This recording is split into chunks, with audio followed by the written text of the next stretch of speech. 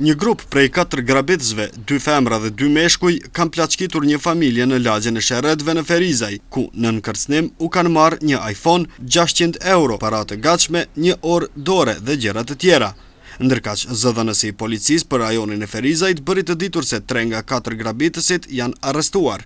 Më pas korrekër pas mesnatës, një grup prej 4 persona, ku 2 prej tyre kanë qenë femna, kanë organizuar një rast grabitje. Ku 2 femnat fillimisht kanë bërë roje, ndërsa 2 meshkujt, moshës 25 vjeçare, kanë hyrë në shtëpi të viktimës, ku viktima ka qenë antar të familjes nuk e tjetër. Në kërcënim, ata nga viktima kanë kërkuar të holla, çka dhe kanë arritur të marrin ofër 600 euro, një telefon iPhone 4, si dhe një orë dore, dhe janë larguar nga vendi i ngjarjes.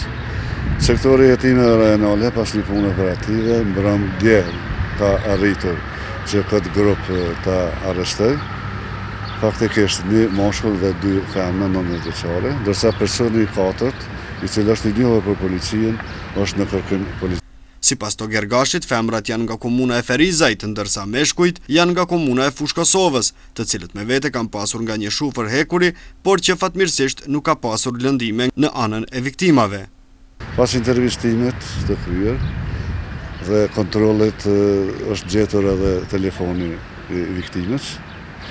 Të njëjtët e kanë pranuar kryerjen e veprës penale dhe me urdhër të prokurorit publik, ndaj tyre është marrë masa e ndalmimit policor për 48 orë, si dhe zgjerimin e hetimeve për raste tjera. Sipas deklaratat të viktimës, dyshohet se kanë pas armë, por faktikisht ata kanë pas disa shofra metalta. Dhuna nuk është përdorur, nuk ka pas të lënduar. Femrat janë nga tereni i Ferizajt, ndërsa këta 2 persona të tjerë nga komuna Fushkosovës.